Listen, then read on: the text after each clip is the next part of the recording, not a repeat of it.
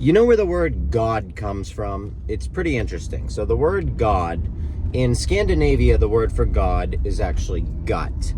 Okay, and in Old English, the word for God was Goth, which is where we get like words like Gothic cathedral and stuff like that.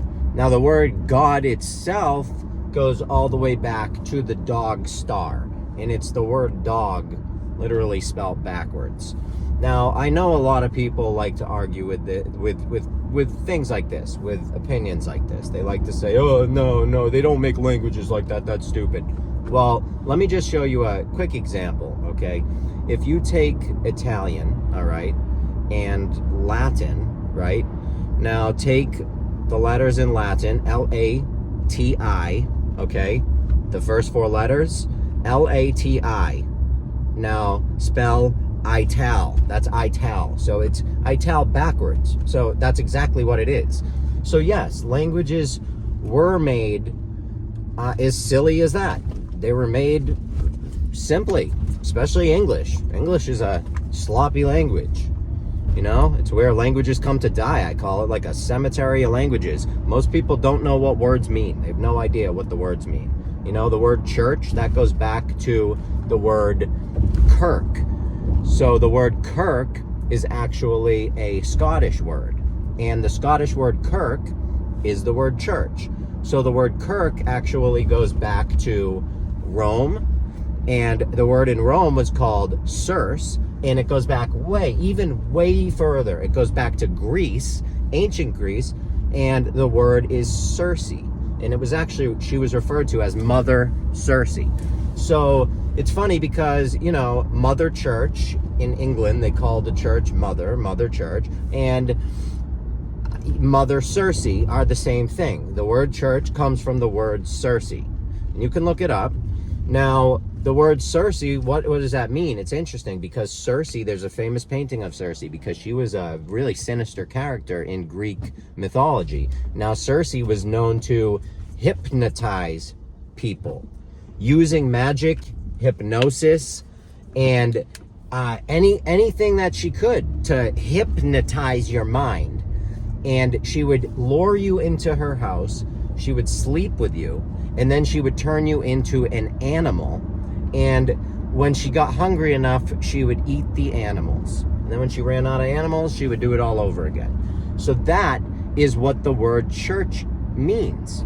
It goes all the way back to Circe, and I find that fascinating because just like the church over the last couple thousand years, it has turned men into animals, causing wars and violence and wreaking havoc all over the world, which is why we have obelisks all over the world, especially in the United States. And if you don't know what an obelisk is, okay, an obelisk is a pillar, basically, a monument. Like, for example, the Washington Monument.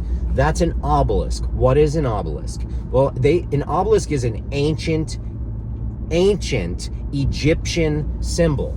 Okay, and if for those people that say, oh, why they wouldn't do that, that's not an Egyptian symbol, that's not what it is. It is. It absolutely is, and America uses Egyptian symbolism. They use it right on the dollar bill.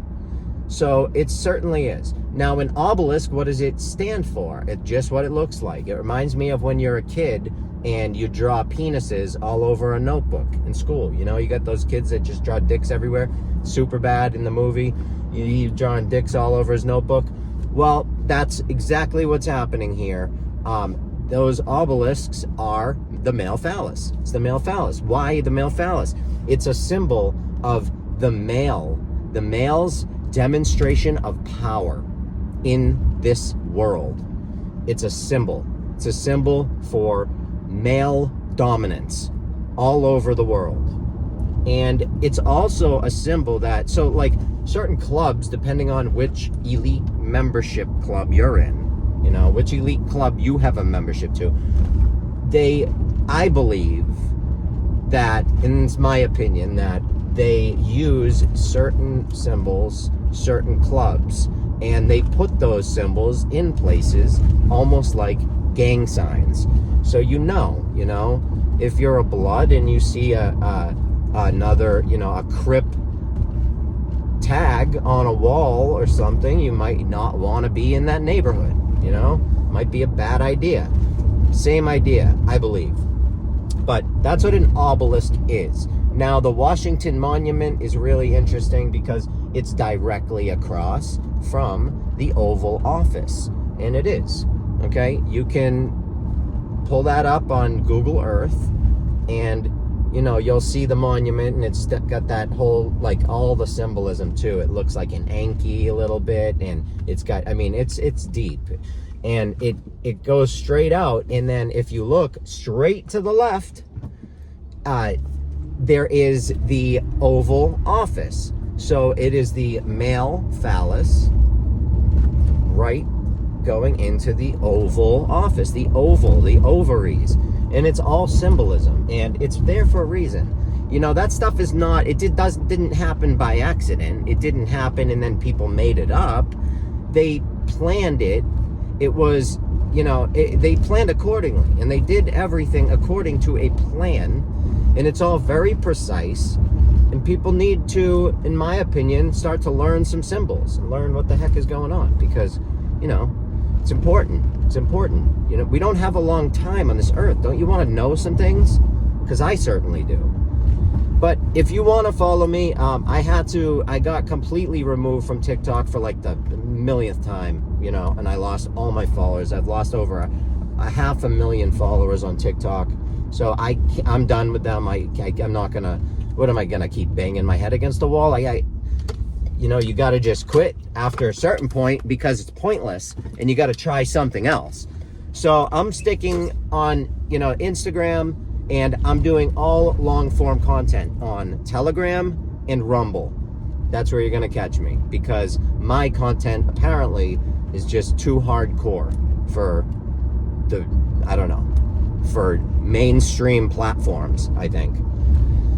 Pretty crazy, pretty wild. But anyway, this is entertainment and satire. Check out my website. There is so much free information on there. It's unbelievable. And also, I am putting out books. All of the info's on there. Check it out. Love you all.